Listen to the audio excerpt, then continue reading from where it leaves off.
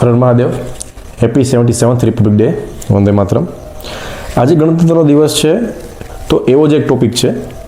તમે બધાએ વિષ્ણુ તિવારીનો કિસ્સો યાદ હશે અથવા સાંભળ્યો હશે, નહીં તો હું તમને સંભળાવું આજે કે શું છે.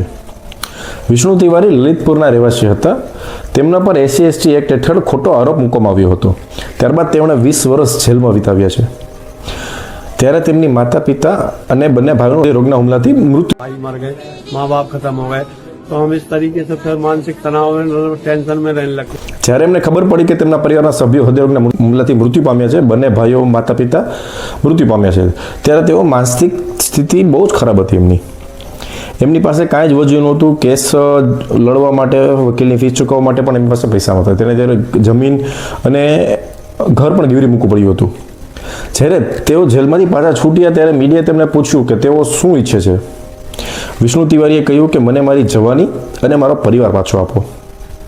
કારણ કે આજે જ્યારે હું જેલમાંથી છૂટ્યો છું, મને તેડવા માટે મારું કોઈ પરિવાર નથી કે મારી પાસે, કેમ કે મારી ઉપર ખોટો કેસ દાખલ કરવામાં આવ્યો હતો.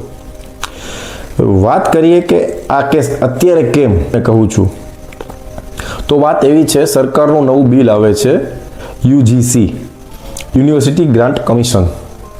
હવે આ નવા UGC કાયદાને સમજો શું છે. જો તમારું બાળક જનરલ કેટેગરીમાંથી આવે છે તો હું તમને મારું પોતાનું ઉદાહરણ આપીને સમજાવું. ધારો કે હું કોલેજ જાઉં છું અને કોઈ અંગત કારણોસર કોઈ મારા ઉપર ખોટો કેસ દાખલ કરે છે, તો મારું સાંભળવાનું કોણ? આના ઉપર હું કોઈ જ સરકાર સામે એક્શન લઈ શકતો નથી. એ ખોટો છે, સાચો છે, નથી મતલબ નથી. એણે મારા પર કેસ કર્યો છે, હું કોઈ પણ મારા બચાવ માટે કાંઈ પણ કરી શકું એમ નથી. આનાથી મારું જીવન બરબાદ થઈ જવાનું છે. બીક, અમને આ કાયદાથી બીક છે.